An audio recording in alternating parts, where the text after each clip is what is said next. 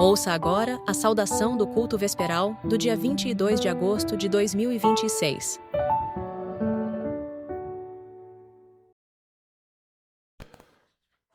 Boa noite a todos, boa noite a toda a família messiânica que nos acompanha pelo Isonume TV.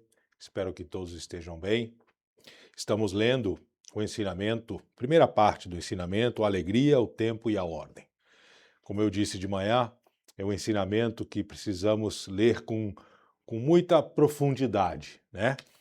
Porque é natural que a gente, às vezes, faça uma interpretação nem sempre correta daquilo que Mensama está querendo nos mostrar aqui, né? Ou seja, Mensama aqui não está dizendo que nós não devemos praticar alguma coisa com empenho, com esforço, de forma árdua, né? O que ele está querendo dizer aqui é que a gente tem que observar sempre o resultado daquilo que a gente está fazendo, realizando.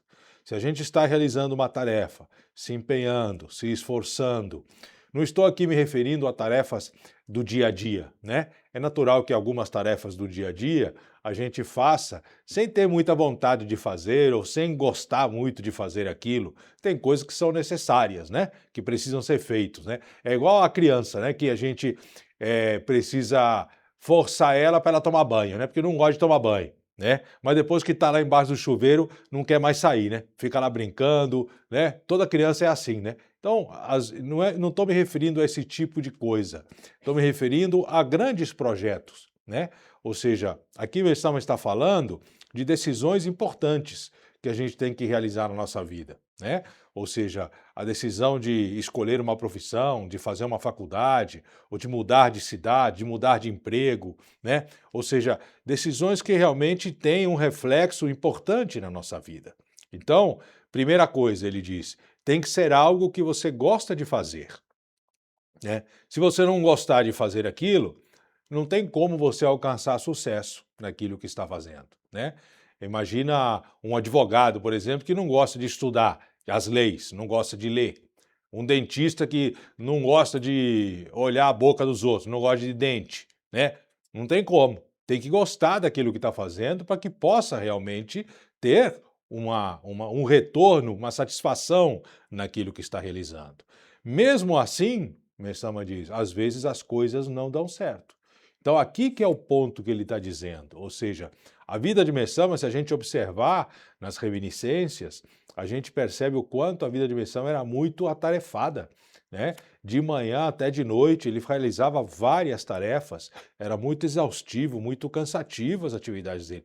Precisavam de várias pessoas, 20, 30 pessoas em torno dele o tempo todo, para poder auxiliar e para poder conseguir fazer o que ele queria, né?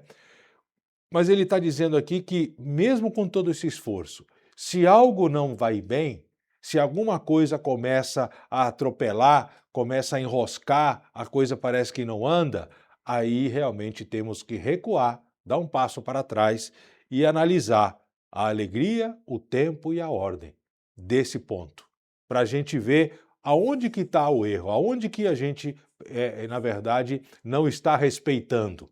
A alegria é o que eu falei, né? Ou seja, tem que ter satisfação naquilo que nós estamos falando. O tempo realmente é algo importante também. Nem sempre as coisas acontecem no tempo que a gente gostaria, né? Aquilo que a gente quer realizar, que a gente gostaria de fazer, a gente quer que aconteça logo, o quanto antes, e se empenha muito para isso. Mas nem sempre o mundo espiritual quer que aquilo seja feito naquele momento, ou nossos antepassados permitem, ou Deus permite. Ou seja, a nossa vida ela é conduzida também por esse lado invisível, que na verdade muitas vezes não, em todas as vezes nos conduz, nos guia, mas a gente nem sempre percebe isso.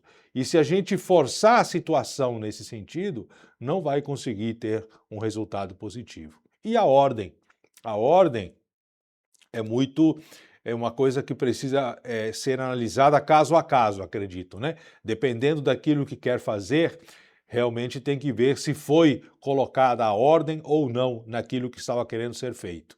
Mas eu penso que algo que realmente nos auxilia muito para que possamos colocar nossa vida em ordem é cumprir com o nosso propósito de estarmos aqui no mundo material, de termos nascido aqui. Mersama deixa muito claro nos seus ensinamentos que a missão do ser humano é construir o paraíso terrestre, né? Ou seja, tudo que existe no universo, tudo que existe no mundo existe para poder fazer o ser humano feliz. Ou seja, ele é a obra-prima da criação, né? E por isso Deus atribuiu a ele o livre-arbítrio, para ele poder praticar o que ele quiser.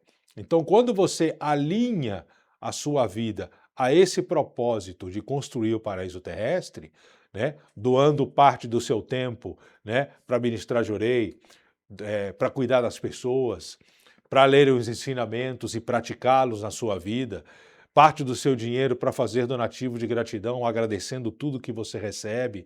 Ou seja, quando você leva uma vida dentro dessas práticas messiânicas, assim como é dito na diretriz, nós conseguimos alcançar a nossa felicidade e ser verdadeiramente salvos.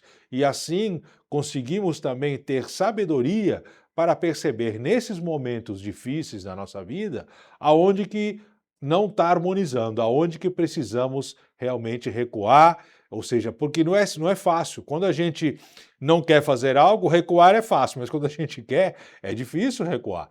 E às vezes é necessário, né? Então precisa ter tia chocaco, precisa ter inteligência para poder tomar a decisão correta. E essa inteligência só se consegue realizando as práticas messiânicas, dedicando, servindo.